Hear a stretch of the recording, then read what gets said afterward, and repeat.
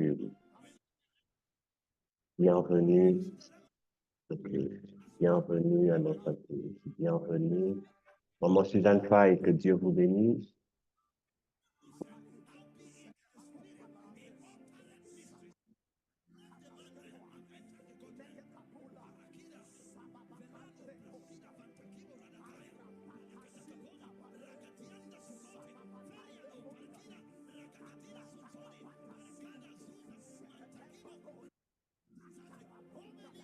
Que Dieu bénisse Maman Suzanne Faye, que Dieu bénisse Dariska, que Dieu bénisse Marie Mendes, Cecilia, que Dieu te bénisse, Béatrice Ngombi, que Dieu te bénisse, Maman Karine Boudard, que Dieu vous bénisse, Maman Gracia Manganga, que Dieu vous bénisse, Eunice Mbeka, que Dieu vous bénisse, Marielle Leila, que Dieu vous bénisse, Strésilia Beauty, que Dieu te bénisse, voilà, que Dieu bénisse tout le monde, iPhone, que Dieu te bénisse, j'espère que vous allez très bien, Zoé, que Dieu te bénisse, donc j'espère que je n'ai oublié personne, je suis très très heureux d'être là ce soir, je suis très heureux d'être avec vous ce soir, à tel point que je ne sais sur quoi vous parler ce soir, parce que mon cœur est en joie. Je ne saurais vous l'expliquer, mon cœur, mais mon cœur est en joie ce soir.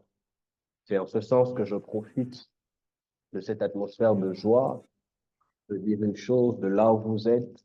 Je prie au nom de Jésus-Christ de Nazareth que mon Dieu, dans le nom de Jésus, que mon Dieu vous visite au nom de Jésus. Comment de la saison dans laquelle vous êtes change au nom de Jésus, que la saison dans laquelle vous êtes se transforme en une saison de joie. Je commande et déclare que la joie qui m'habite ce soir soit la vôtre également au nom de Jésus.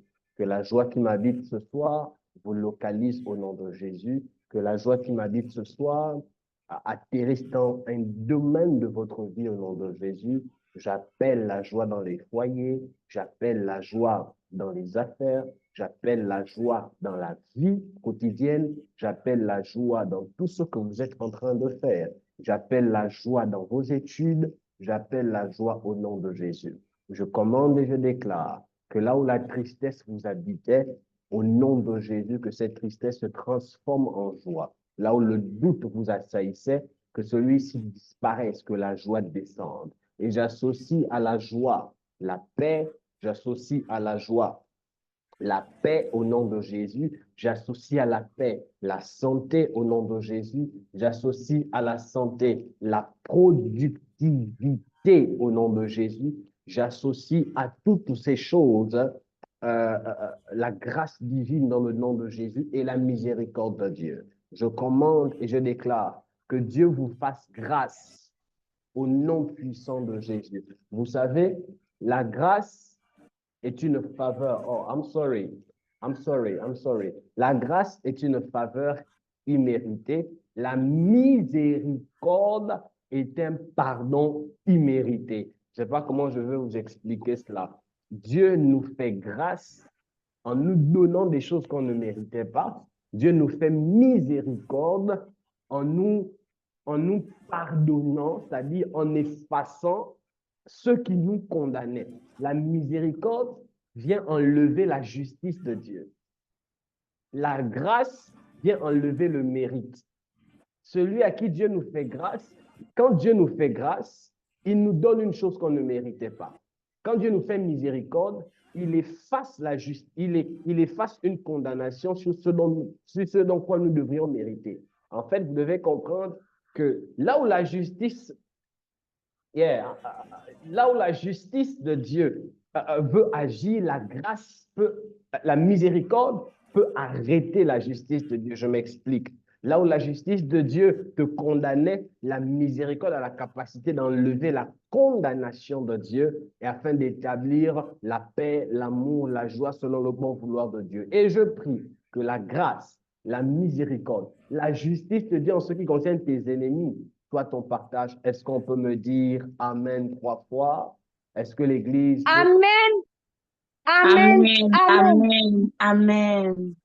Aïe, aïe, aïe. Que Dieu vous bénisse. Je disais que Amen, papa. béni.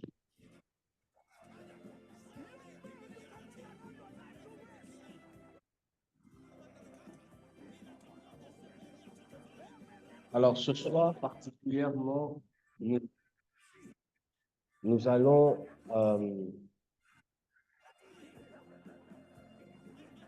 ce soir particulièrement, nous allons, avant de pouvoir avancer, revenir sur quelque chose, excusez-moi, à savoir ce sur quoi nous avons eu à discuter pendant un moment donné.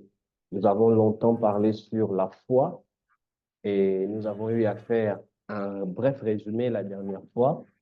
Et aujourd'hui, nous allons encore y revenir là-dessus. Par la grâce de Dieu.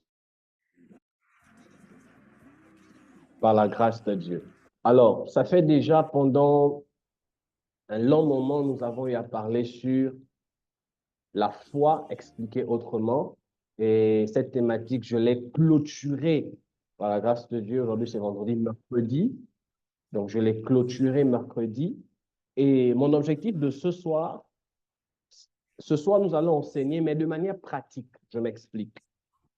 Pour ceux qui étaient là le vendredi, on a eu à avoir un cas pratique ici. J'ai simulé un cas et j'ai demandé à quelqu'un comment tu réagirais face à cela. Et ce soir, j'aimerais que nous puissions le faire. Donc, je voudrais m'en remettre à vous ou bien je voudrais qu'on le fasse ensemble. Pourquoi j'aimerais adopter cette attitude? C'est pour que vous puissiez davantage... Ma fille, est-ce que tu peux changer de mélodie, s'il te plaît? Ou bien laisse, je vais mettre une mélodie ici. Je voudrais que vous puissiez, de manière un peu plus pragmatique, savoir un peu comment appliquer les enseignements que l'on vous donne. Parce que j'ai constaté une chose, c'est un constat un peu regrettable, c'est que la plupart des membres de l'Église, la plupart de nos fidèles écoutent les enseignements, parfois les comprennent, mais parfois d'autres ne les comprenant pas, ne savent pas comment faire pour mettre en pratique un enseignement. Et c'est parfois là, en fait, le besoin. Parce que déjà, quand on enseigne, nous les prédicateurs, parfois quand on enseigne, on a du mal à trouver, à vraiment contextualiser les choses afin que l'enseignement soit facile. Quand vous lisez les textes, vous vous rendez compte que toutes les fois où Jésus enseignait, il se battait à être pragmatique. Quand il guérissait les malades, il leur disait, allez-y, ne péchez plus. Ta foi t'a sauvé, allez-y, ne péchez plus. Quand à chaque fois que Dieu venait à enseigner même, il donnait la conduite à tenir par rapport à l'enseignement. Et je me suis rendu compte, en fait, que dans nos églises, bon, parfois, les fidèles que vous êtes, vous écoutez l'enseignement. Parfois même, l'enseignement est percutant. Papa, c'était fort. Papa, j'ai beaucoup appris. Mais après, quand vous vous trouvez dans des situations réelles, vous ne savez pas comment démarrer. C'est le problème de plusieurs. C'est ainsi que, parfois, quand vous écoutez l'enseignement, vous êtes tellement chargé, vous êtes tellement rempli, mais parfois, devant les épreuves, vous ne savez pas. Vous êtes comme un élève à qui le professeur a eu à enseigner pendant 2 mois. Et après, quand vient l'examen, le professeur t'a tout donné, tu ne sais pas comment réagir par rapport à l'épreuve. Le comble même, c'est qu'il y a d'autres personnes même qui oublient totalement l'enseignement et qui laissent libre accès à leurs émotions, à leur chair. Et c'est seulement après les dégâts que beaucoup reviennent et se rendent compte que oh mais, et puis là, ils sont déjà au pays de si je savais. Et c'est un peu l'objet de notre culte de ce soir. Donc, pour les Gabonais, revenez, laissez le match, revenez. Pour les Ivoiriens, laissez aussi le match, revenez. Donc, soyez concentrés ici et la foi qu'on gagne dans le nom de Jésus. Donc, c'est un peu ça la problématique de plusieurs. Et c'est l'une des causes qui fait en sorte que beaucoup ont du mal, beaucoup ne progressent pas. Voici encore une autre tare, c'est qu'il y a une autre catégorie des personnes qui écoutent l'enseignement, qui la comprennent, et puis qui s'attendent à ce que l'épreuve vienne comme elles voient cela dans leur esprit. Donc, c'est-à-dire, peut-être pendant l'enseignement, papa a dit, si tu es attaqué dans ta santé, fais comme ça, fais comme ça. Il a pris un exemple, tu as capté l'exemple là, et puis tu te dis, donc, si je suis malade, voici comment je dois faire, parce que tu t'attends à ce que l'épreuve vienne comme tu as prémédité dans ta tête. Mais après, ce n'est pas la maladie qui vient, c'est les finances qui sont damnées là-bas. Ou bien après, ce n'est même pas toi, c'est un membre de ta famille qui est touché là-bas et tu ne sais plus comment réagir. Tu ne sais plus comment te comporter.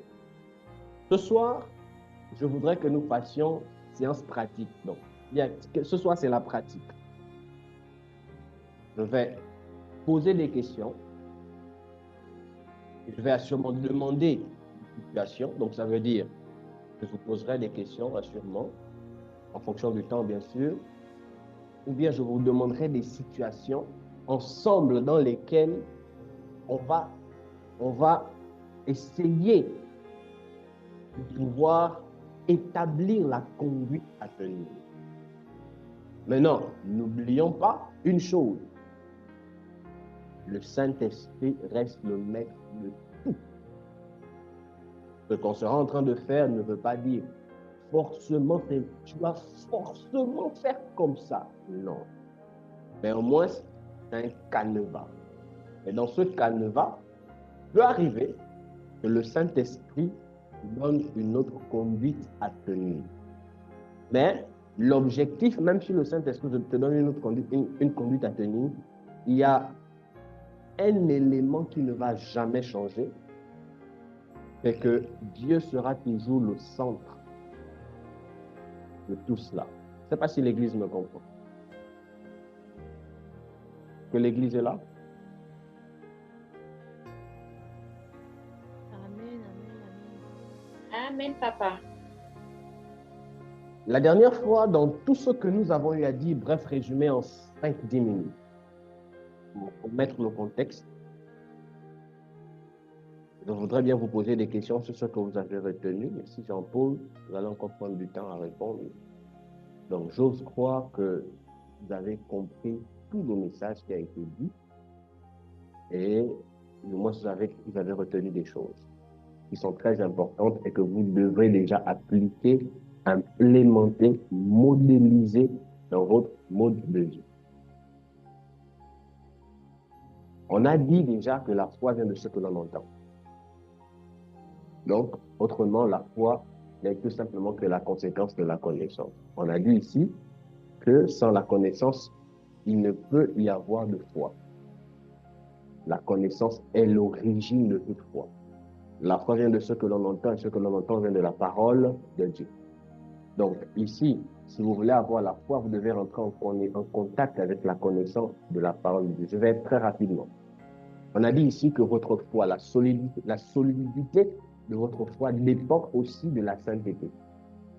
Parce que la sainteté est l'une des premières armes dans le combat spirituel. C'est la première arme dans le combat spirituel, mais la sainteté ne nous sert pas qu'au combat spirituel. Si vous voulez manifester tous les dons ou tout ce qui se rapproche à Dieu mérite d'être entretenu dans un état de sainteté. Si on sort, automatiquement, il y a fragilité. Automatiquement. La sainteté est importante pour notre foi. On a aussi eu à dire que, hormis la sainteté, il y a la connaissance, il y a des pratiques spirituelles. Et les pratiques spirituelles basiques, on a parlé de la prière, la lecture et le jeûne. Ce sont des choses qui sont très importantes pour notre foi. On a eu à parler par rapport à cela. Très important. Autre chose, là je fais un résumé rapidement. Dans la foi expliquée autrement, je reviens sur le point qui est la connaissance. On a dit ici que vous devez chercher la connaissance par rapport à un domaine. Je m'explique. Vous avez la foi. Si par exemple, vous désirez être riche, Dieu, la Bible déclare que l'or et l'argent appartiennent à Dieu, mais quand on regarde les statistiques, tous les chrétiens ne sont pas milliardaires malgré le fait que Dieu possède l'or et l'argent. C'est dû au fait que Même si à Dieu appartient l'or et l'argent, Dieu ne viendra jamais mettre dans ta tête des clés si tu ne prends pas le soin de sonder Dieu dans un domaine. En d'autres termes, si on veut voir ou expérimenter Dieu dans un domaine, on doit chercher à connaître Dieu. On doit chercher à aller à comprendre Dieu, si possible, comprendre Dieu. On doit découvrir les mystères, les clés qui nous permettront de posséder ce domaine. Et c'est en le faisant que notre foi va s'accroître dans ce domaine précis. Et le domaine financier dont je parle, c'est l'exemple adéquat. Tous les chrétiens aiment Dieu. Si vous êtes réellement donné votre vie, savez réellement donner votre vie à Dieu, quand vous mourrez, vous allez au ciel. Mais si vous êtes pauvre, même au ciel, on va vous appeler pauvre Lazare. Et ça ne va pas changer. Tu es pauvre sur la terre, on te va t'appeler là-bas pauvre Lazare. Et pourtant, tu vas aller au ciel. Or, si tu as Dieu, mais en dépit d'avoir Dieu, tu veux vivre l'abondance financière, le Dieu dont tu sers là a déjà tout mis, il a les clés. Alors, qu'est-ce que tu dois faire? Il est écrit, connaissez et cherchez à connaître Dieu. Donc, tu dois sonder Dieu dans un domaine précis, parce que vous devez comprendre que Dieu est vaste. C'est dans le domaine dans lequel tu le cherches, c'est là où il se laisse trouver.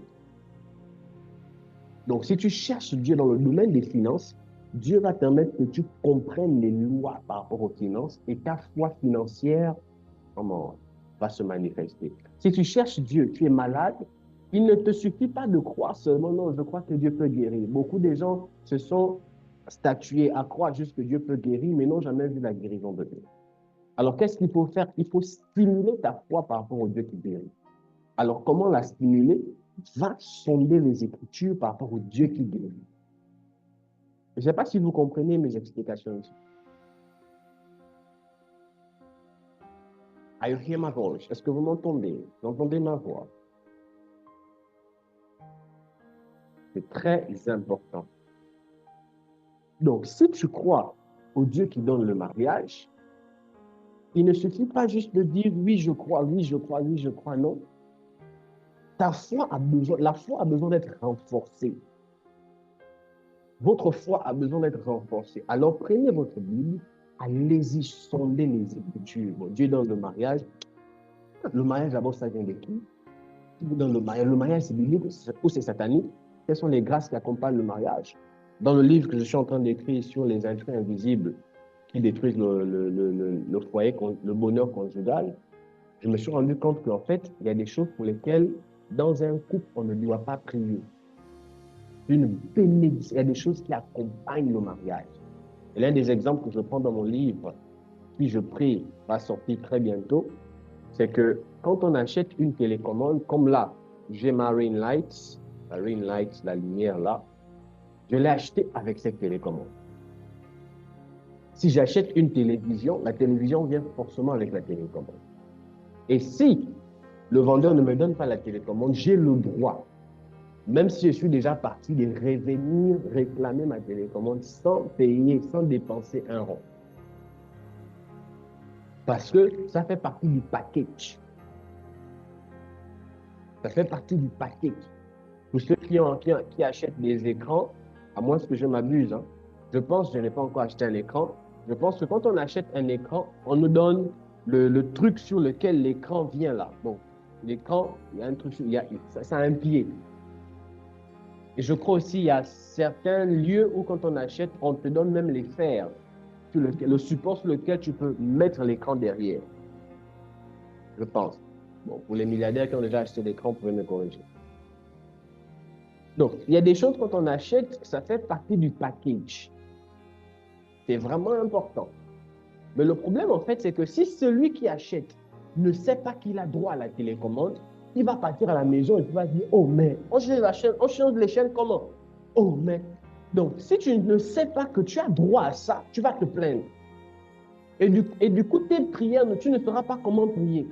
Et c'est là où la Bible dit que mon peuple périt faute de connaissance.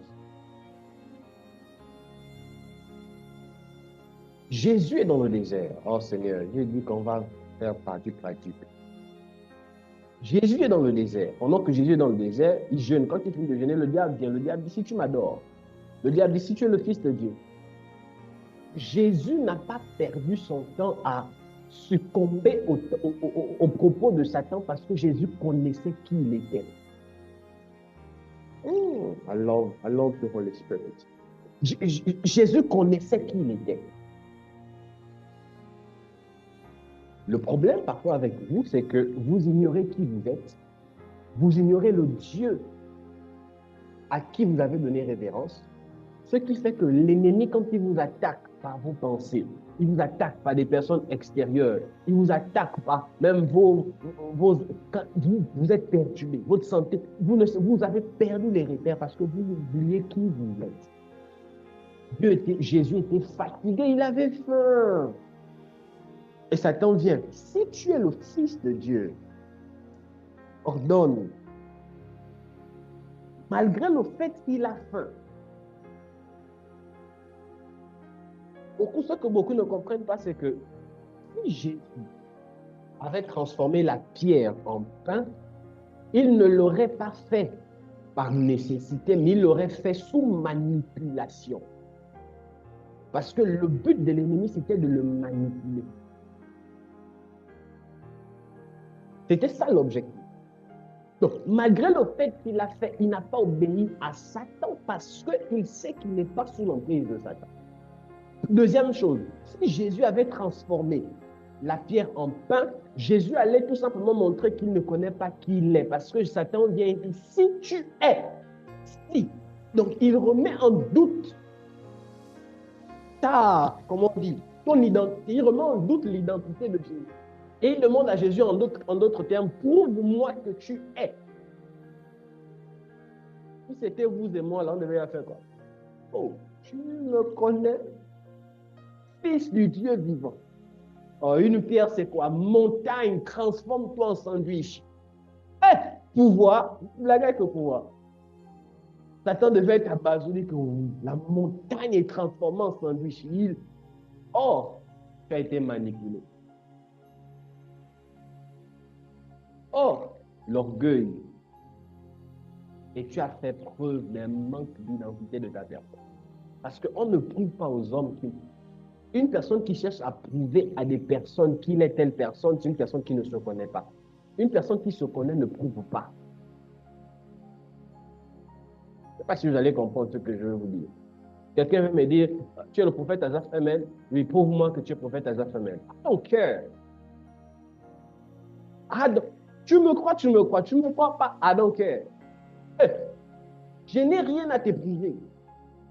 Je suis ce que je suis. Si tu crois en moi, gloire à Dieu. Si tu crois que je suis prophète Azaf Emel, c'est bien. Si tu ne crois pas, ça n'enlève rien à ce que je suis.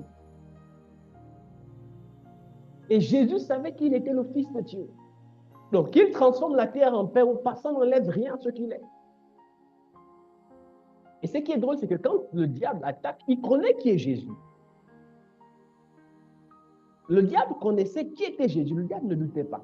C'est la raison pour laquelle, quand il s'est rendu compte que ses premières tentatives n'ont pas marché, il prend Jésus, il l'amène sur la montagne, une haute montagne. Pourquoi Satan a continué à tenter Jésus? Parce que Satan savait qui il avait devant lui.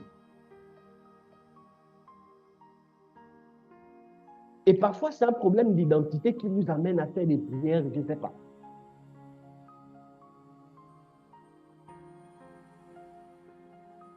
Est-ce que l'Église me comprend? Parfois, c'est un problème de foi qui vous emmène à faire des choses que vous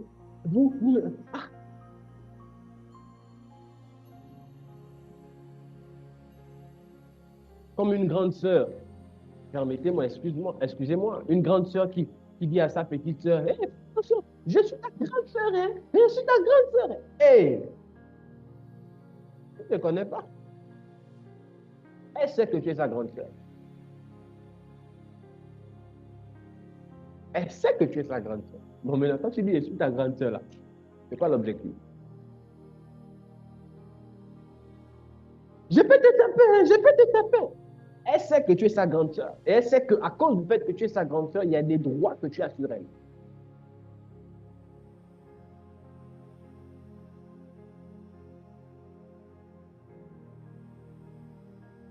Quand vous passez par des situations, j'ai dit que ce soir, on va être pratique. Donc, je vais me battre, être pratique. Quand quand vous passez par des situations, tout à l'heure, j'étais dans le mariage, je reste là-dedans. Je prends un exemple. Vous êtes dans le mariage, vous avez droit au bonheur dans le mariage.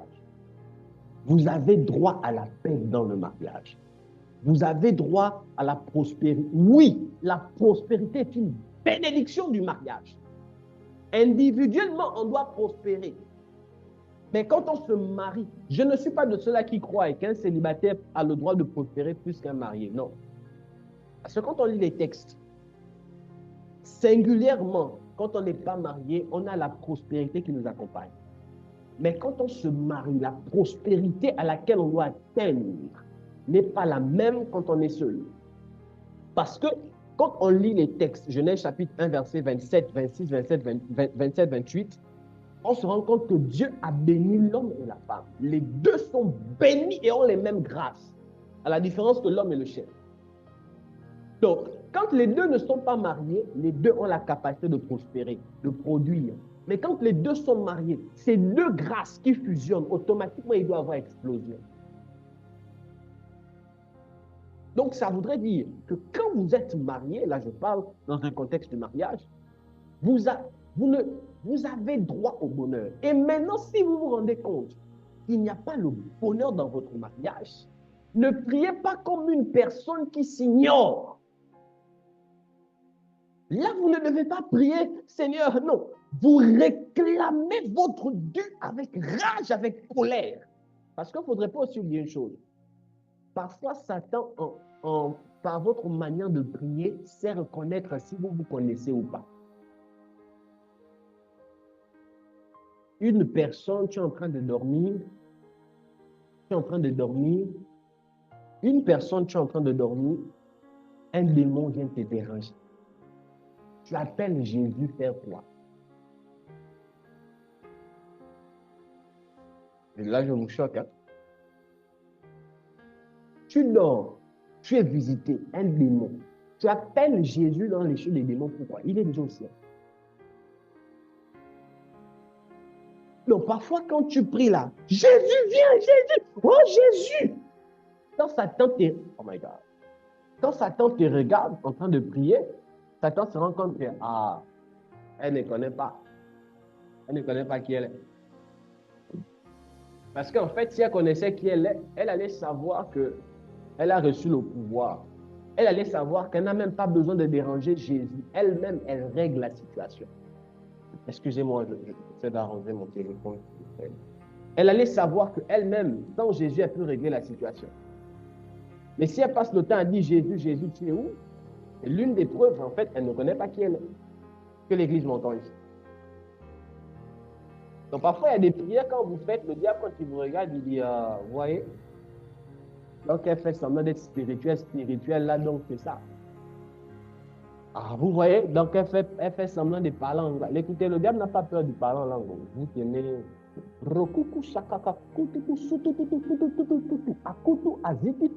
diable n'a pas peur de parler en langue. Arrête. Oh Seigneur. Dis ça à ton voisin, le diable n'a pas peur de parler en langue. Je me barre rapidement à arranger mon téléphone qui décolle là.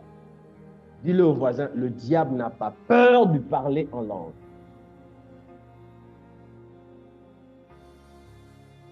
Dis-le à ton voisin, le diable n'a pas peur de t'en parler en langue. Donc, tu peux parler en langue bien là, bien sophistiquée. Et récemment, j'ai découvert, excusez-moi, il y a même les parler en langue, permettez-moi l'expression, choquant.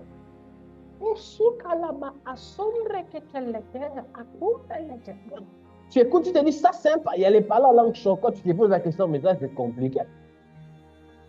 Le diable n'a pas peur de parler en langue. Oh my God. J'ai besoin d'aide ici. Mon téléphone va s'arrêter. Je ne sais pas pourquoi ça ne charge pas. Donc, le diable n'a pas peur de parler en langue.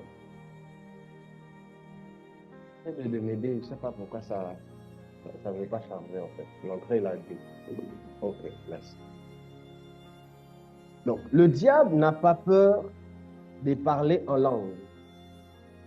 Et moi. Donc, tu peux parler en langue là bien. tu parles en langue. Quand Satan te regarde, il dit, bon, ok, tu as parlé en langue, on va voir. Tu parles en langue. Quand Satan te regarde, il dit, ok, tu as parlé en langue, maintenant, on va voir. Parce que Satan n'a pas peur de parler en langue. Désolé, hein, c'est un peu compliqué ici, là.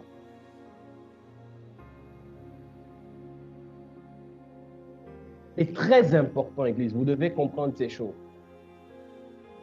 Et parfois, il y a des actions, en fait, que vous posez qui ne sont que la conséquence de l'ignorance. Mais comme vous ne savez pas ça, vous ne savez pas comment faire parfois certaines choses. Donc, il y a des prières parfois que vous faites quand le diable vous écoute, il dit, hey, ça là, c'est l'ignorance. Vous devez savoir quelles sont les choses que vous possédez qui sont à vous et quelles sont les choses, c'est-à-dire, vous devez savoir certaines choses. Et ça, c'est la connaissance. Le téléphone là en train de vouloir me faire perdre le fil des idées. Mais c'est ça. Connaître son identité. Donc, j'étais en train de dire, il y a des choses pour lesquelles vous ne devez pas prier. Dans le mariage, vous avez droit au bonheur. Il y a un démon qui vous attaque, ne vous dérangez pas. Laissez Jésus. Vous avez reçu le pouvoir de marcher. Aucune puissance satanique n'est au-dessus de nous. Aucune. Maintenant, si tu te rends compte que tu pries, ça ne va pas. Le problème n'est plus au niveau de Dieu. Tu as la puissance. Le problème, c'est toi qui dois grandir. C'est toi qui dois grandir et rentrer en pleine conscience avec. Tu dois élever ton esprit. Si tu ne lèves pas ton esprit, on va juste t'étrangler dans le songe, dans les songes, dans les rêves. Papa, non, ça devient dur. Parce que ton esprit est down. Tu as déjà le pouvoir.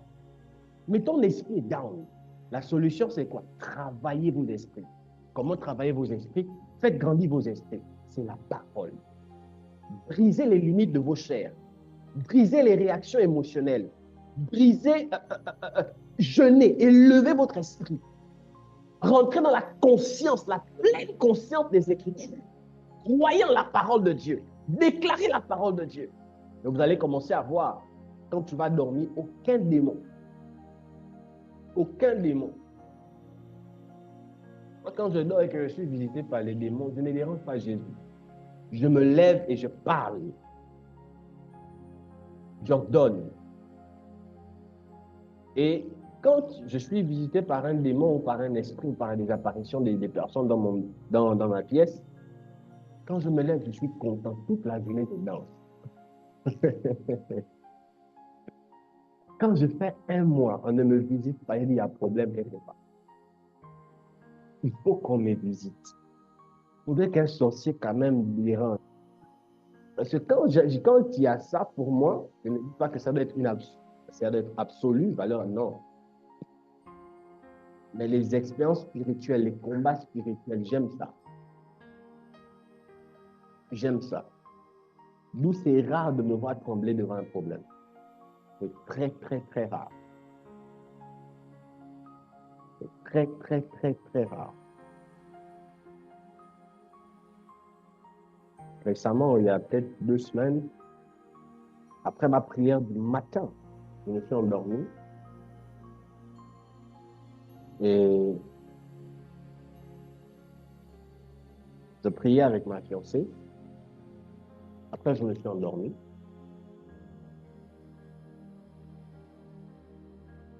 Vous qui êtes en couple fiancé, priez ensemble. Même au téléphone, appelez, priez ensemble. Et des heures, vous priez ensemble. Priez. Le matin, priez. Le soir, priez. C'est important. Très important. Très important. C'est très, très, très important. Après la prière, je me suis allongé, je dormais, je voulais me reposer. Parce que ma journée commence à 8h, 9h par là.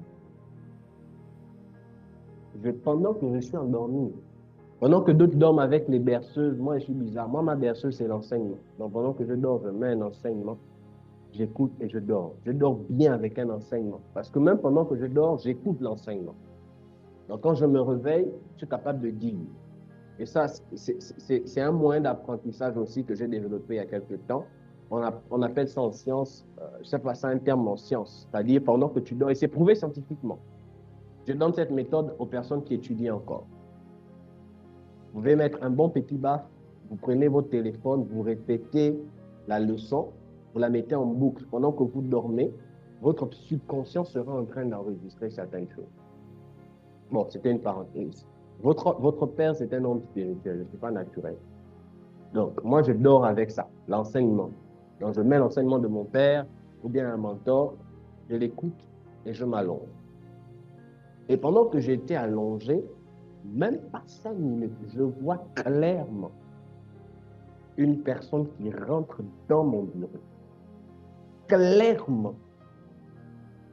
Pas le songe, pas la vision, les yeux ouverts. Bon. La personne rentre, la personne s'allonge à côté de moi.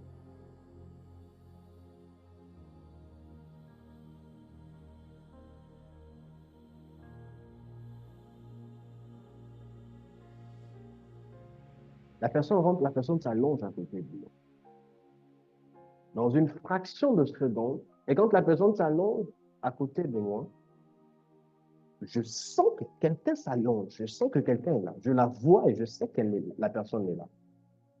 Et automatiquement, je n'ai pas stressé, je n'ai pas eu peur. Le combat a commencé là, tout de suite. On est monté. Le combat avait commencé.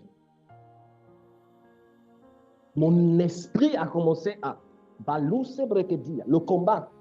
le combat a commencé. Vous savez, pour vous expliquer ça, pour ceux qui sont des fans des animés comme moi, ou bien pour ceux qui sont des fans de la Matrix, pour ceux qui ont regardé Matrix, mais c'est surtout dans les animés.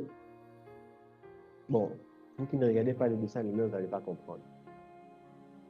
2 personnes peuvent être comme ça debout, mais leurs esprits sont en train de combattre. Le combat spirituel est réel. Une personne peut être allongée. Tu penses qu'elle dort, mais elle est en plein combat spirituel. Elle est en plein combat spirituel.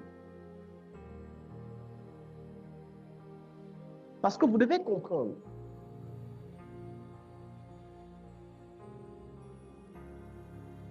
Il faut grandir. Dis à quelqu'un, grandissons, grandissons, grandissons.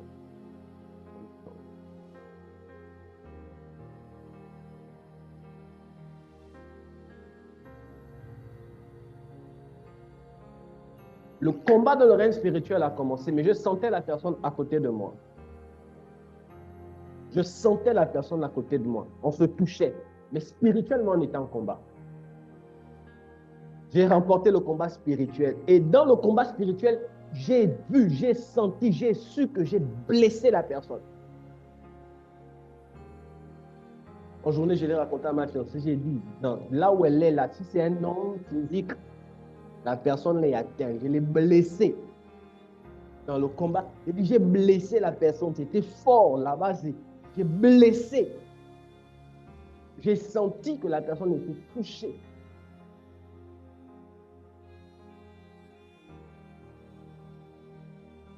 Vous commencerez à opérer dans le règne spirituel quand, premièrement, vous prendrez conscience de qui vous êtes. Deuxièmement, vous prendrez conscience des... L'un des secrets dans le règne spirituel, je ne sais pas pourquoi l'objectif de ce soir il peut être dérangé. L'un des secrets dans le règne spirituel, c'est votre capacité à travailler, à contrôler, à gérer vos pensées. Si vous savez gérer vos pensées, vous serez imbattable spirituellement. Parce que dans le règne spirituel, vous pouvez tout avoir, toutes les armes que vous voulez. Dans le règne spirituel, si tu parles, épée vient, ça sort, ça sort. Dans le règne spirituel, il n'y a aucune chose qui est impossible dans le règne spirituel. Donc, d'où si vous savez aller très loin dans votre esprit, si vous savez Pourquoi il est important de jeûner et de prier? Parce que l'ennemi attaque beaucoup les pensées. Et en jeûnant et en priant chaque jour, chaque matin, vous mettez une muraille autour de vos pensées. D'où la Bible parle de casque.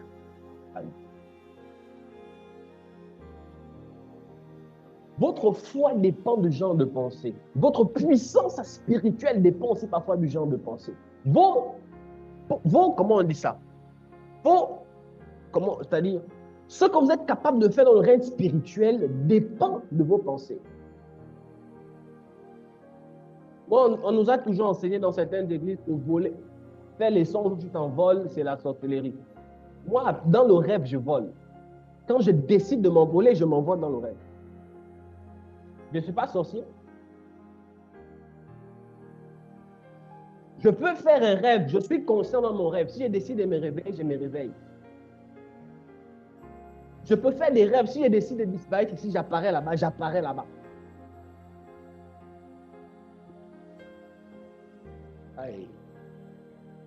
D'où vous devez comprendre, logiquement, si la vie chrétienne se vit en esprit, ça voudrait dire l'un des moments où l'homme doit être fort, c'est dans le rêve. Si la vie chrétienne se vit en esprit, donc ça voudrait dire l'un des moments où on doit être très, très, très fort spirituellement, c'est dans les songes. Si on est des esprits, ça voudrait dire que, hormis le fait quand on est physique, on a une puissance, quand on est en éveil, mais quand on dort encore, on doit être très puissant. Donc logiquement, on ne doit pas nous balloter dans les rêves. Que Dieu vous bénisse. Revenons à nos mots et temps. Nous étions en train de parler sur la foi. Donc vous devez comprendre déjà qu'il y a un protocole. Il y a des choses que vous devez comprendre si vous voulez avoir une vie, une foi forte. Dans ce dont nous parlions quand nous avons parlé de la foi, j'ai parlé de 4 choses qui causent une faiblesse dans votre foi. 4 choses qui font en sorte que votre foi soit faible. Dans ces 4 choses, j'ai parlé premièrement du manque de connaissance. Deuxièmement, de se confier aux hommes. Troisièmement, j'ai parlé de la peur ou l'inquiétude. Quatrièmement, j'ai parlé du manque de confiance. Ces 4 points, quand vous les manifestez, ça fragilise votre foi. En relation avec la connaissance, là maintenant je vais un peu de manière pratique. Si vous avez un problème, en dépit du fait que vous êtes chrétien, que vous avez donné votre vie à Jésus-Christ, si vous avez un problème, la première chose à laquelle vous devez vous référer, c'est la connaissance. En d'autres termes, qu'est-ce que Dieu me dit par rapport à cette situation-là? Le fait d'avoir la connaissance, la foi vient de ce que l'on entend. Ce que l'on entend vient de la parole de Dieu. Le fait d'entendre Dieu par rapport à cette situation te rendra fort ou fort par rapport à cette situation.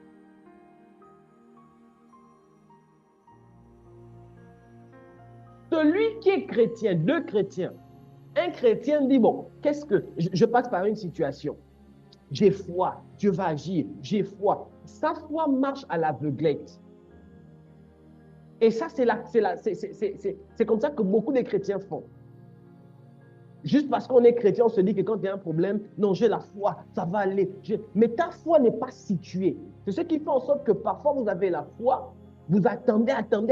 Quand ça ne vient pas, vous baissez les bras, vous vous plaignez et vous cherchez les raccourcis. Parce que vous êtes chrétien, vous croyez en Dieu, vous avez la foi. Mais pour cette situation-là, votre foi n'est pas située. En Christ Jésus, il y a beaucoup. La foi peut être appliquée dans beaucoup de domaines. Il y a la foi financière, il y a la foi. La foi, c'est la foi. Mais la foi s'applique par rapport à des situations. Et pour qu'elle s'applique par rapport à des situations, vous avez besoin d'entendre Dieu par rapport à ces situations-là. Ça veut dire quoi? Et la Bible dit quoi? La Bible dit le juste vivra par la foi. En d'autres termes, si la foi vient de ce que l'on entend, ce que l'on entend vient de la parole de Dieu, ça voudrait dire que le juste vit par ce qu'il entend de la parole de Dieu. En d'autres termes, ça voudrait dire à chaque fois que le juste marche, il marche sur la base d'une parole de Dieu. Ne me prenez pas dans le sens propre du terme. Qu'est-ce que je suis en train de dire? Tu as envie de faire les affaires. Qu'est-ce que Dieu dit? Il ne suffit pas de commencer les affaires. Il y aura des blocages. Or, si tu vas chercher la voie de Dieu par rapport aux affaires, c'est cette voie de Dieu qui va te permettre d'être stable quand tu vas rencontrer des difficultés dans les affaires. Tu veux te marier, qu'est-ce que Dieu dit? Tu veux voyager, qu'est-ce que Dieu dit? Si tu te lèves seulement un bon matin, comme ça tu voyages, c'est bien. Tu peux voyager. Mais il se peut que tu rencontres des grosses difficultés qui vont t'amener à te poser les questions, Dieu est où? Or, si tu avais entendu Dieu au début, les difficultés qui viendront ne pourront pas t'assaillir parce que tu te bases sur la parole de Dieu, sur la foi, la parole de Dieu. Je ne sais pas si les chrétiens me comprennent. D'où le premier point qui cause une foi faible s'appelle le manque de connaissance. La connaissance. La connaissance. Et comment faire pour avoir la connaissance? C'est simple. Quand vous avez une situation, la Bible dit quoi? Recommande ton sort à l'Éternel, je crois. Mets en lui ta confiance et il agira. La Bible dit quoi? Dieu, il est alpha, il est oméga. Donc, ça veut dire, s'il y a une situation qui est compliquée, la première chose que tu dois faire, ne cherche pas quel est l'homme qui peut t'aider. Ne cherche pas dans le répertoire, bon, qui peut m'aider. Ne cherche pas, je peux aller chez qui? Recommande ton sort à l'Éternel. Va vers Dieu, recommande la situation à Dieu. Demande la pensée de Dieu. Dieu peut te parler par un prophète. Dieu peut te parler par les Écritures pendant que tu es en train de chercher Dieu. Dieu peut te parler par les songes. Dieu peut te parler par des visions. Dieu peut te parler par une forte conviction au sortir de là. Et quand tu as la parole de Dieu, la connaissance de Dieu, la vie de Dieu par rapport à la situation dans laquelle tu passes, tu te dois de prendre ça, de la gripper et de la serrer. Quel que soit vent, marée, qu'il vente, qu'il grêle, qu'il tempête, qu'il neige, qu'il pleuve ou qu'il pluie, je ne sais pas comment vous dire ça, vous prenez la parole de Dieu, vous l'attachez et vous ne vacillez pas. Première chose. Est-ce que l'Église me comprend? Est-ce que là, c'est plus clair, l'enseignement? J'essaie de vous donner une ligne de conduite. C'est ce que vous devez faire. Je crois que c'était mercredi. Mercredi, j'ai donné une situation, j'ai fait une mise en situation.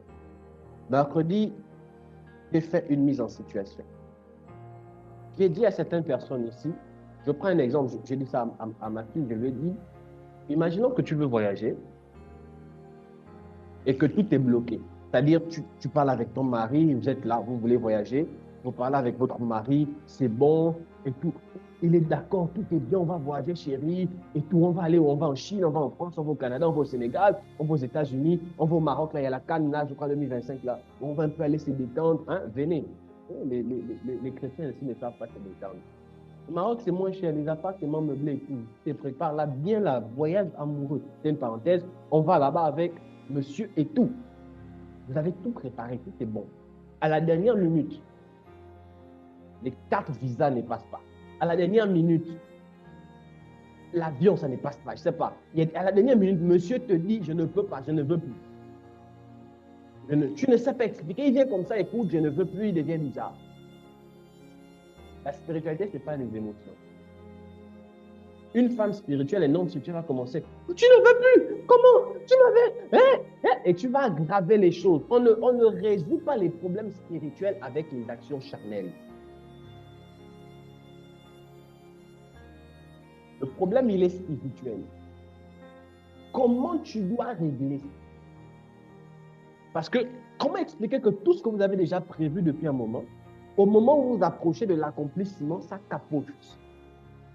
À cet instant, la première chose à faire, j'ai questionné ma fille, elle a répondu instinctivement et j'ai beaucoup aimé ça. Elle m'a dit, papa, je vais prendre mon téléphone pour savoir qui peut m'aider. Je lui ai dit, c'est bien, mais ce n'est pas la chose à faire. Et vous êtes plusieurs là comme ça. Vous voulez voyager, vous voulez aller en France. Si vous vous rendez compte que les 4 visas ne passent pas, c'est bloqué. Vous allez commencer à qui peut? Qui est en France, Seigneur? Qui va me recevoir? Papa, vous allez commencer à chercher. C'est bien. Pas bon. Parce qu'en le faisant directement, vous partez sur la condition qui fait en sorte que votre foi soit faible. Vous vous appuyez automatiquement sur les autres.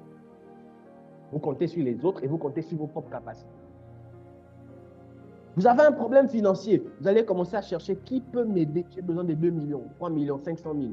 Et en le faisant, vous mettez votre confiance sur vos capacités. Vous mettez votre confiance sur vos relations et c'est dangereux. C'est très dangereux.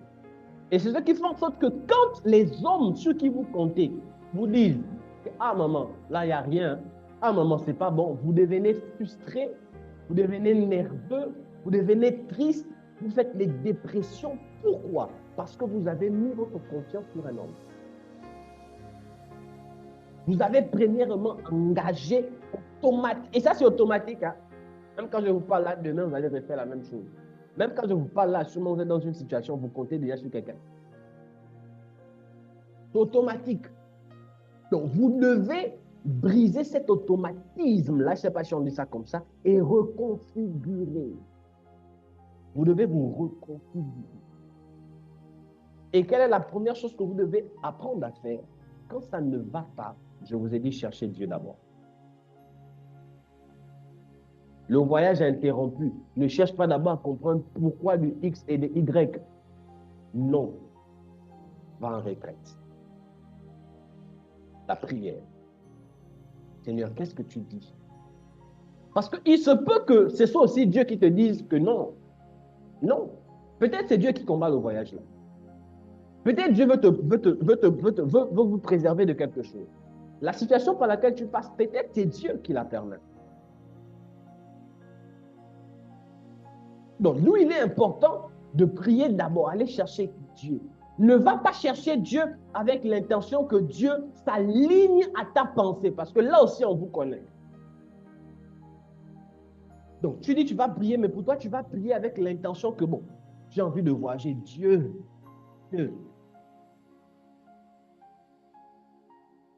Je vous conte un témoignage de ma vie qui m'a bouleversé. En 2022, oh, maman Karine a un témoignage. D'accord, vous allez le donner, maman. Je vous donne un témoignage de moi. En 2022, maman, retenez bien votre témoignage, vous allez le donner tout à l'heure. En 2020, je crois que c'est 2022 ou bien 2023, je devais me fiancer depuis 2022. Me fiancer et assurément me marier déjà. Il était prévu que je me marie depuis 2022. Début 2022-2023, je devais être marié. Nous voici en 2024. Il y a eu tellement de situations.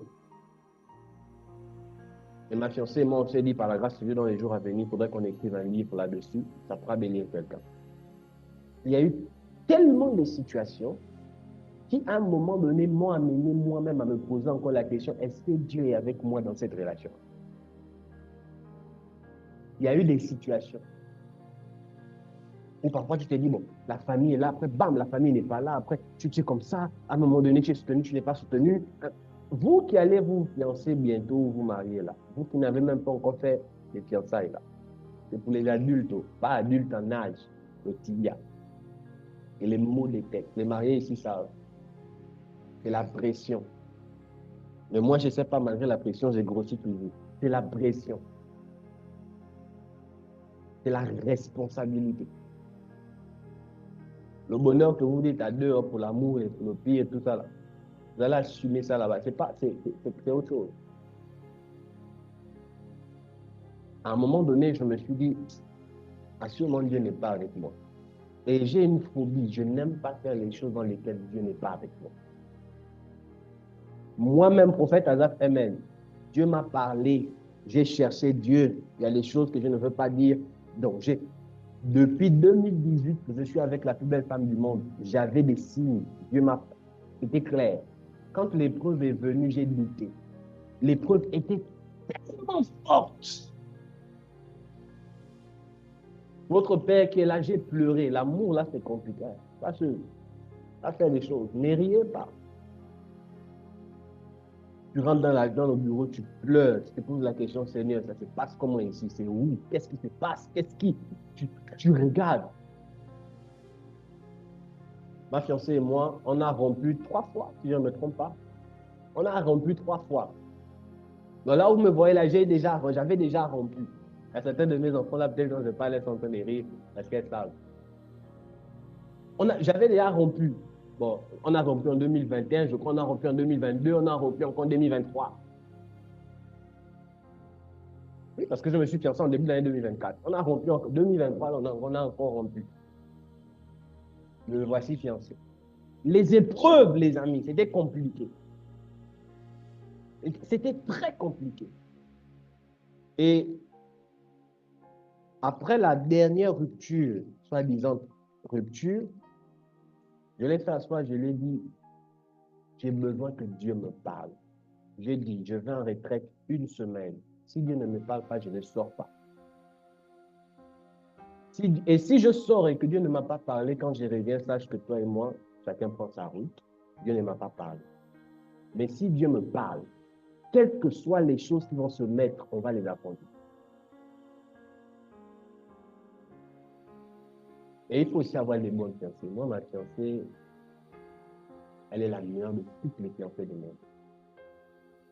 Parce que même quand moi je suis instable, elle sait qu'elle est stable. Malgré le fait qu'elle pleurait, elle était stable. Quand je suis allé en retraite, elle m'a dit, quel que soit ce qui va se passer là-bas, moi je sais que c'est toi mon homme. Dieu m'a dit. Elle dit, ok. Bon, moi là, Dieu doit encore me dire. Je suis rentré chercher Dieu. Lundi, mardi, mercredi, jeûne et prière. Je ne mangeais que des fruits et je buvais de l'eau. Lundi, mardi, j'ai cherché.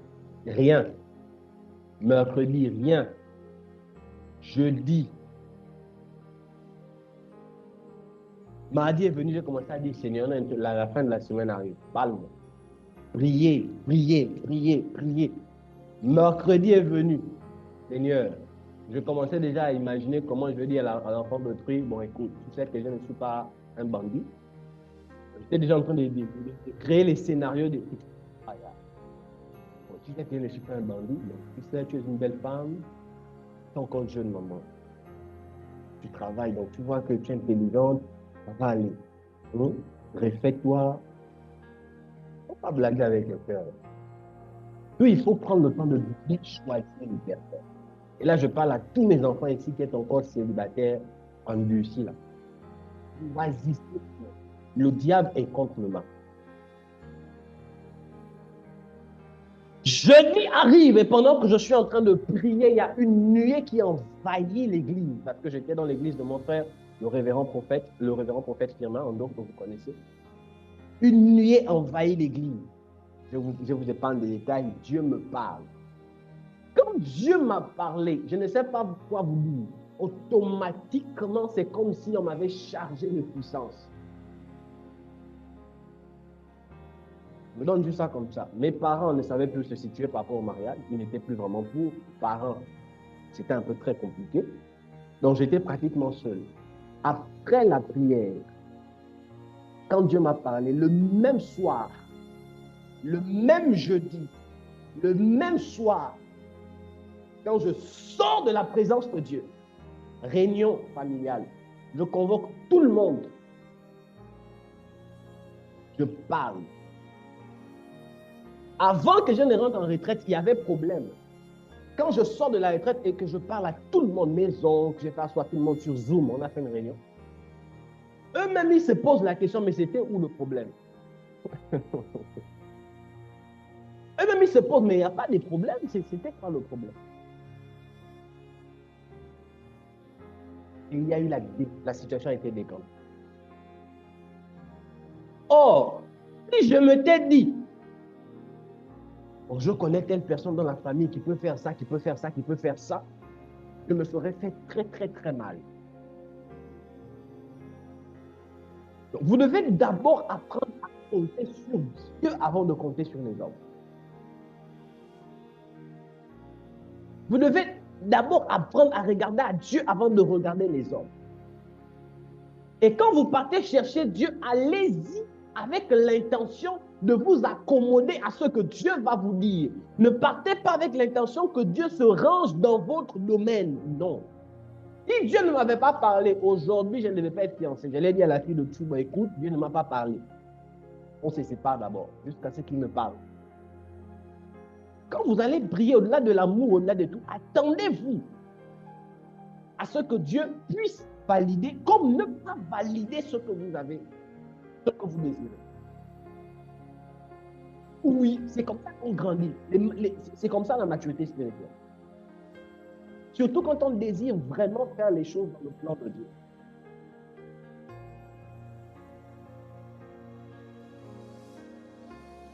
Ne faites jamais l'erreur. Vous savez, si je m'étais dit, avant d'aller en retraite, je convoque d'abord la réunion familiale, comptant sur mes capacités de persuasion, comptant sur les membres de comptant, cette réunion allait se transformer en chaos total. Parce que le socle n'y était pas.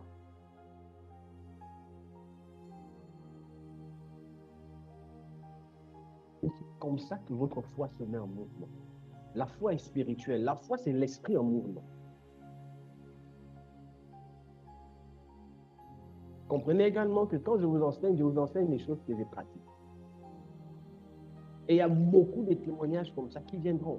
Moi-même, je vais témoigner de ce que Dieu fait au travers de ce message. Ma fille, qui est ma petite soeur, est là. À plusieurs reprises, je ne sais pas comment Dieu fait, mais il arrive parfois, c'est compliqué pour moi ici de payer la maison, le loyer. Dieu agit comment et j'arrive à payer ça. Depuis mon cursus à Dakar, de première année en Master 2 que j'ai terminé les études, j'ai toujours dit, je ne vais pas prendre, pour ceux qui connaissent Dakar, il y a les Tata, il y a les Rapides. J'ai toujours dit, je ne vais pas prendre ça. Ma foi est restée. Mes enfants, vous qui êtes à Dakar, ma foi est restée stable. Les Tata, c'est comme ceux qui sont au Gabon, les Gabonais. Les Tata, c'est comme les Sogatra. Et les Rapides, c'est comme les bus. Mais nos bus du Gabon, là, sont quand même mieux. Les Rapides d'ici, là, tu écoutes là-bas le prix, c'est 150, c'est 200, c'est 250 le trajet. Donc, parfois, vous êtes dans une voiture, c'est la tôle. Le conducteur roule, toi, tu vois le sol. Les tatas, là, nos Sogatra du Gabon sont bien. Les tatas d'ici, là, ce sont les choses où d'abord vous êtes collés. On vous touche, on vous vole. Ce sont des choses, c'est la médiocrité. Donc, quand moi j'ai vu ça, j'ai dit, oh, esprit de pauvreté, tu ne vas pas rentrer chez moi. Bon, mes enfants qui prennent ça, vous n'êtes pas pauvres. Hein? Ça, c'est moi. Depuis 2018, je suis monté dans ça par loisir. Je suis déjà monté dedans par loisir, mais pas par nécessité. C'était juste par loisir pour découvrir. Toutes les fois où je me déplace à Dakar, je prends le clando de 4 personnes. Il y a les clandos qui sont comme le taxi là, pour les petites distances, où je prends le taxi. Je n'ai pas d'argent, je ne suis pas millionnaire, mais ma foi par rapport à ça est restée stable. Ma foi est restée, ça ne bouge pas. Et Dieu a su prendre soin de moi. Ma foi est restée stable. Parce que quand je suis arrivé, j'ai dit ça, je mets une croix. Ça, je ne prendrai pas ça. Et ma foi est restée stable. Je me suis basé sur quoi? Sur quel texte? Vous allez peut-être me dire, papa, mais tu t'es basé sur quel texte? Quand je lis les textes, d'abord, quand je suis arrivé là, je vous donne mon témoignage. Et peut-être je donnerai la parole aussi à maman, Karine. Quand je suis arrivé à Dakar, j'ai fait 1 à 2 mois, comme me corrige si je me trompe pour ceux qui étaient avec moi, je priais chaque soir à 24 heures. Et je déclarais 1 à 2 mois de 24 heures à 1 heure, 24 heures à 1 heure, 24 heures, je priais. Et je déclarais ce que je vais vivre à Dakar. Quand je suis arrivé en 2018, en octobre, j'ai commencé à déclarer. Je vivrai ça, je vivrai ça, je vivrai ça, je possède, j'ai dit ici, les rapides, jamais, les tatas, jamais, ça, jamais, ça, jamais, ça, jamais. Je commençais à déclarer. J'ai commencé à déclarer. Et Dieu a fait grâce que je puisse commencer à expérimenter certaines choses. C'est ce qui a fait que jusqu'aujourd'hui, Dans tout ce que j'ai eu à faire, la grâce de Dieu m'a toujours accompagné. Et le texte qui m'accompagnait, c'était simple. Là où foulera la plante de votre pied, je vous donne son héritage. Premier texte. Deuxième texte, l'or et l'argent appartiennent à Dieu. Ces deux textes, je les méditais, je les répétais. Pour moi, je suis à Dakar. Dakar est pour moi. Dakar, c'est pour moi. Dakar, c'est pour moi. Et c'est comme ça que le Seigneur a commencé. Même quand c'était dur, je parlais. Je suis riche, je suis millionnaire. Je ne baisse pas mes standards parce que c'est dur. Je les laisse au même niveau. Parce que je n'ai jamais mis ma confiance sur les hommes, sur les relations que j'ai, mais j'ai toujours mis ma confiance sur le Dieu qui a toutes les relations. Retenez, Église, que la foi, vous allez facilement mettre votre foi en mouvement quand vous apprendrez d'abord à prier. Résilience, la risque à la prière. Le business ne marche pas. Stratégie marketing, mais parfois prenez d'abord vous-même. Hein, ma fille, je n'ai pas prié la dernière fois parce que je veux que tu le fasses d'abord toi-même. Tu prends tes affaires là, ta marchandise là, tu pries, tu visualises, tu parles. Quand tu sens que c'est dur, tu prends, tu parles. Quand parfois tu sens que les clients sont compliqués, tu as envie de pleurer, tu prends, tu parles. C'est là même il faut prier. Ne laissez pas les émotions vous faire croire le contraire. Ne laissez pas les pensées vous faire croire le contraire. Et quand tu finis maintenant de prier, tu engages maintenant les actions. Voici la différence entre une personne qui part directement pour chercher à savoir qui peut m'aider et une personne qui prend le soin de d'abord prier après de se rapprocher de quelqu'un qui peut l'aider. La différence, c'est que la personne qui prie d'abord, qui cherche la volonté de Dieu, quand elle pose les actions, ces actions sont conduites par le Saint-Esprit. Quand elle pose des actions, elle ne s'attend pas d'abord aux hommes, elle s'attend à ce que Dieu touche le cœur des hommes.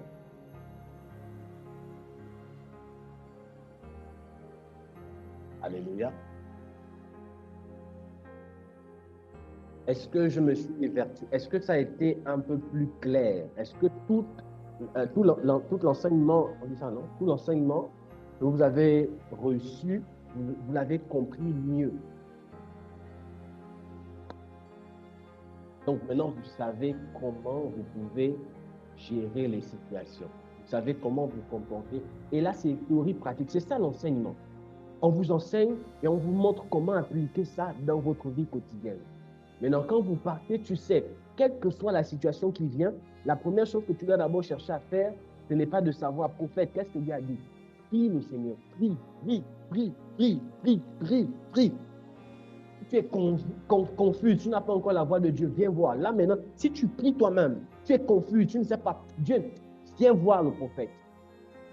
On a le Saint-Esprit aujourd'hui, tout le monde nous parle. En plus encore les choses de votre vie, priez d'abord avant de venir voir le prophète. Si tu pries, Dieu ne t'a pas parlé par des songes, par des rêves, par des visions, par la parole, tu es confuse, viens voir le prophète.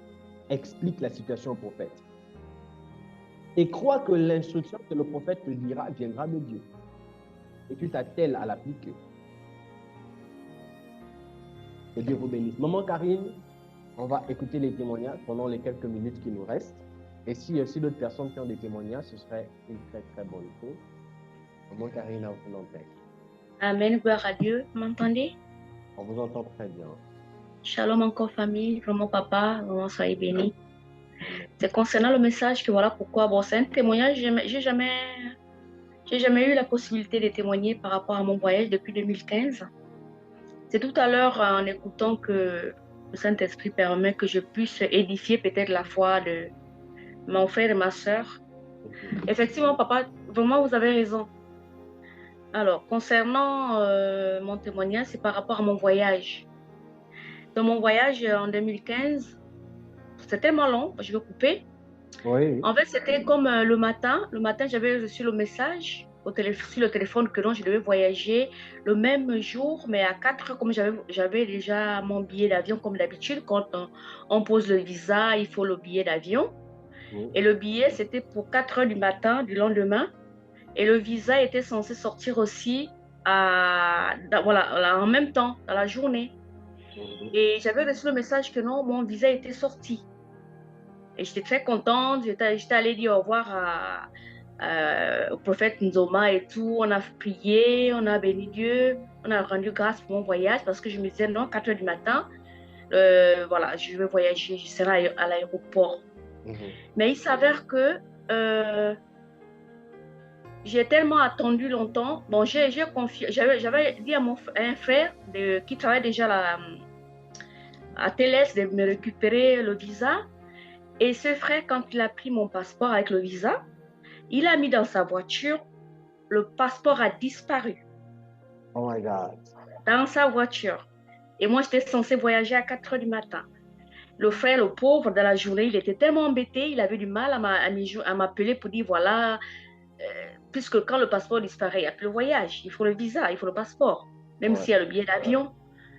Et c'est la dernière minute, comment dire, à 23 heures, moi, je me rends compte que le frère en question n'est pas venu me donner le passeport. Parce qu'il faut que je prenne le taxi pour aller à l'aéroport et tout.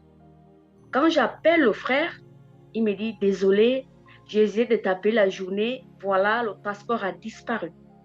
Et j'avais déjà dit au revoir aux frères et sœurs à la synagogue que je partais déjà, voilà, dit au revoir à tout le monde. Alors, quand il me l'a dit, je n'ai pas paniqué, j'ai dit ok, d'accord, merci, le passeport ça a disparu, oui, j'ai dit ok. J'ai dit à mes enfants, sortez. Je suis allée crier dans la chambre, j'ai dit Seigneur. Bon, un cri, hein, comme au pays, c'est pas comme ici. Au pays, quand on crie, il faut crier. Quand on prie, il faut crier. Je me suis mise à genoux, j'ai levé les mains au ciel, j'ai dit Seigneur, c'est toi seul qui as permis que je voyage. Et c'est toi seul qui as parlé au-dedans de tes serviteurs que je dois voyager. Et le visa est sorti parce que demain, je dois partir en France parce que je suis déjà prête. Moi, je ne parle pas beaucoup. Si je ne voyage pas, la honte, c'est pour toi. Justement, je n'ai pas beaucoup parlé.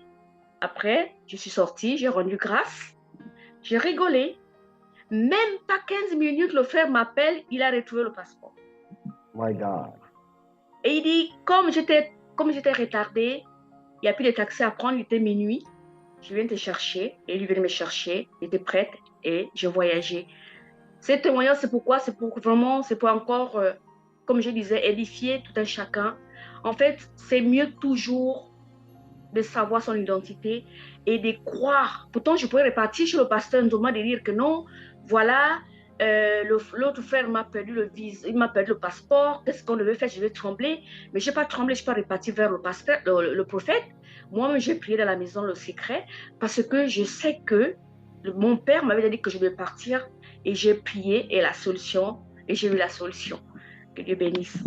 Amen. Parce que Amen. votre père vous a dit que vous deviez partir. Amen. C'est quelque chose qui est très intéressant. Ouais. Ton père a dit, le prophète Emmanuel Nzoma a dit, elle va partir. Amen. Elle s'est attachée à cette parole. Quelle que soit la situation arrivée, elle n'a pas faibli. Papa a déjà parlé, c'est déjà fait. Amen. Elle a ordonné le passeport et a réapparu. Waouh! Merci beaucoup pour ce magnifique témoignage. Amen. Gloire à Dieu. Dis à quelqu'un, si c'était toi. Papa.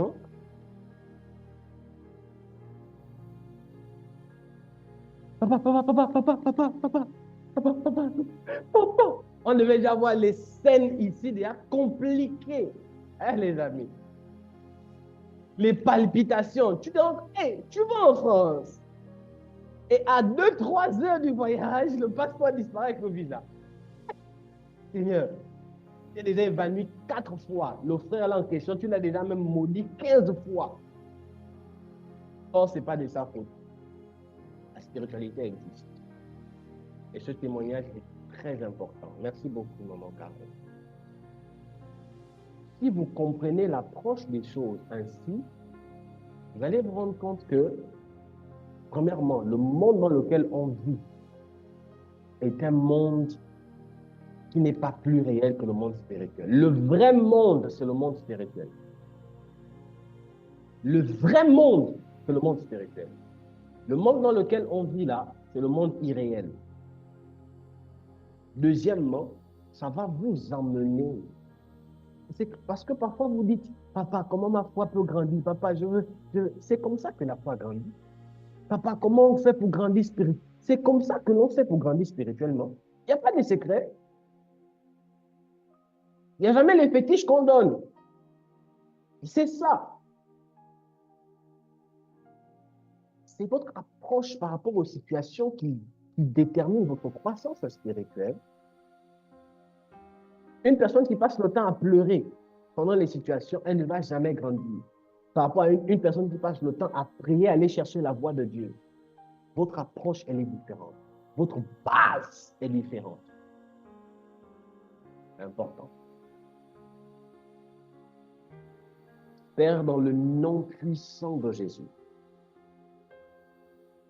je m'attends à ce qu'après cet enseignement, vous puissiez tous grandir dans votre foi au nom de Jésus.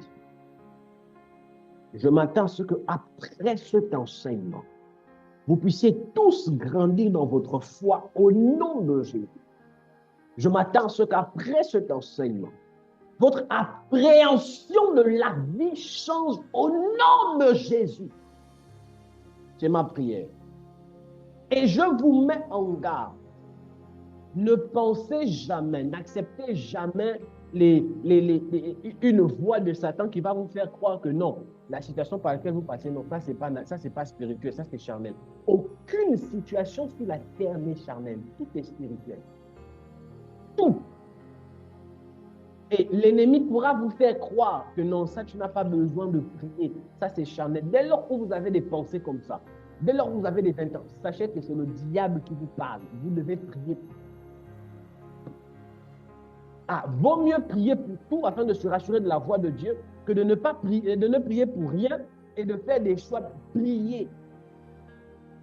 C'est comme vaut mieux chasser un démon partout, les démons partout, au lieu de les garder là où ils sont. Vous devez prier. Tes humeurs prient. Tes pensées prient. Tes notes à l'école prient. Pourquoi tous les jours j'étudie bien, mais quand j'arrive à l'école, j'ai toujours des notes auxquelles je ne m'attends pas. Prie. Pourquoi il y a une période où mon mari et moi s'entendent bien, mais après une autre période, prie. Pourquoi quand je dis ça, ça fâche, mais prie. C'est pas normal, prie. Prie.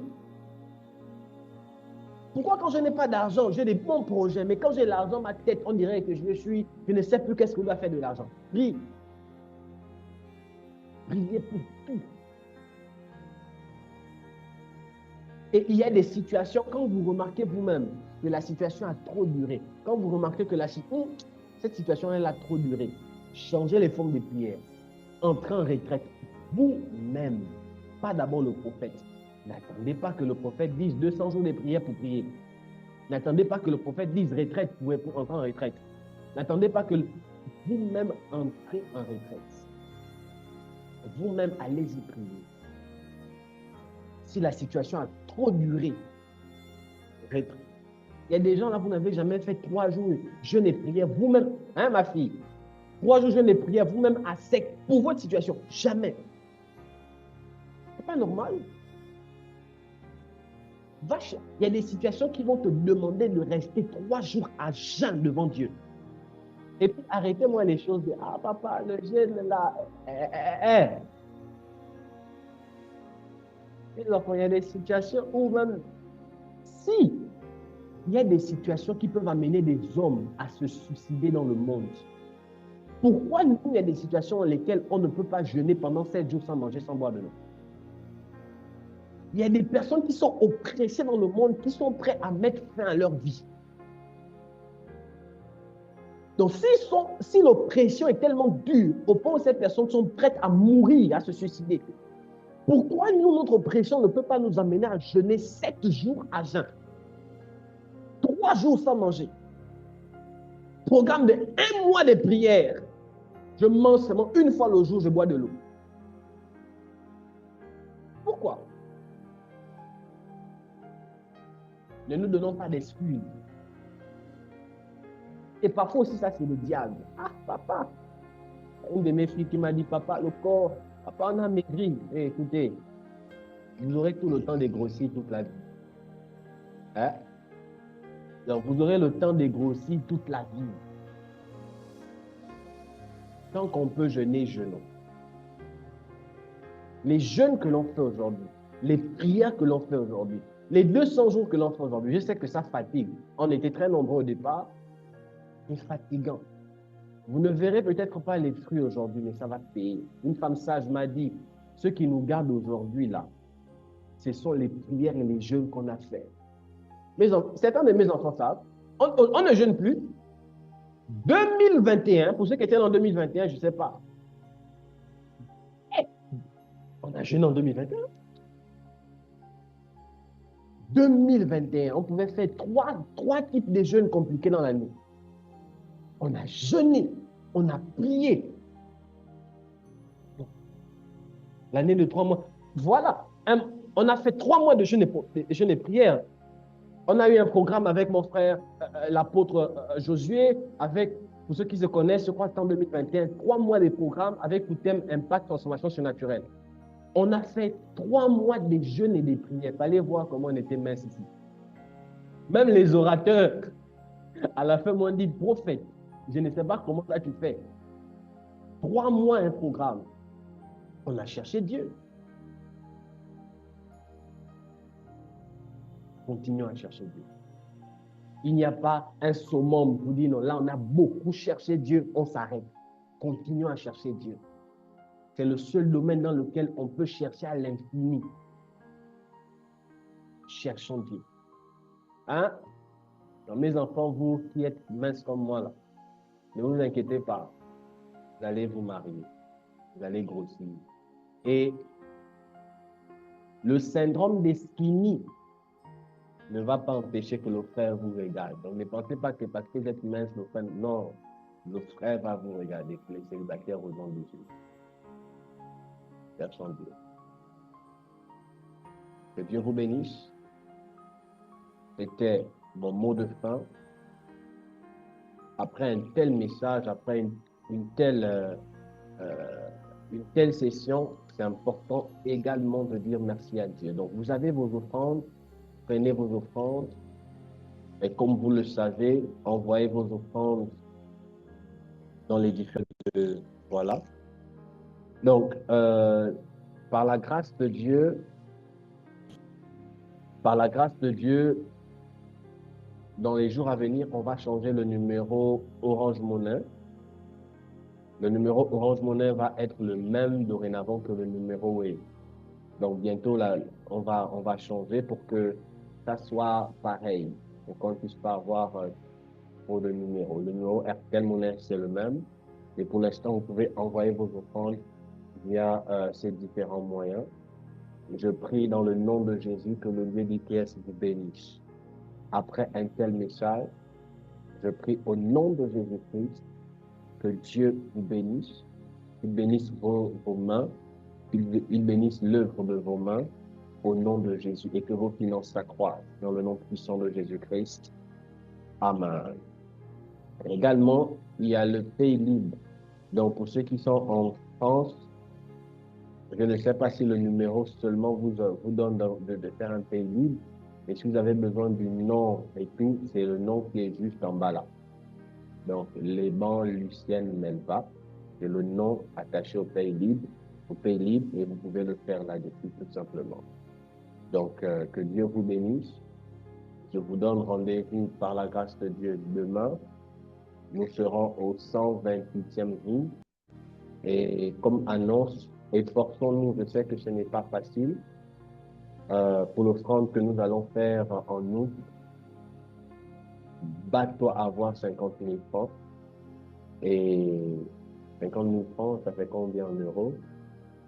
Je crois que c'est 70 euros, hein, si je ne me trompe pas, vous qui connaissez, ou en dollars. Et les choses de Dieu, c'est maintenant.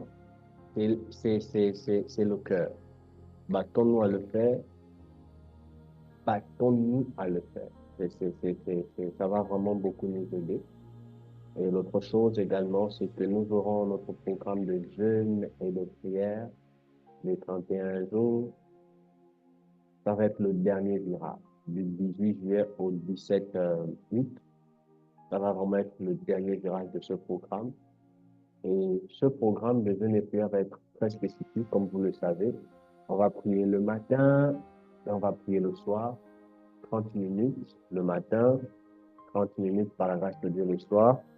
Et on ne va pas réfléchir. Ça va être ça va être une période de prière, de combat et de possession. Donc, ne manquez pas le matin, ne manquez pas le soir. Ça va être des moments, le matin, on a 5 sujets de prière, le soir, 5 sujets de prière, le matin, 5 sujets. Pendant 31 jours, des sujets différents. On va prier, prier, prier, prier, prier. Donc, soyez là et Dieu va nous faire du bien. Que mon Dieu vous bénisse et qu'il vous fasse davantage du bien, que vous croissiez, que vous grandissiez. Au nom puissant de Jésus-Christ de Nazareth. Donc, j'ai commencé les entretiens. Samedi prochain, dans la semaine, je vais vous dire qui je dois rencontrer samedi prochain.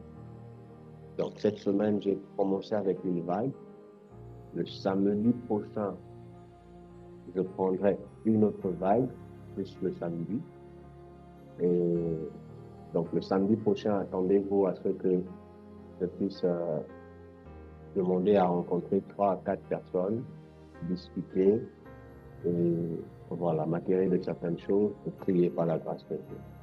Donc, que le Dieu du ciel vous bénisse. Je vous donne rendez-vous pour demain à la même heure. Shalom à vous.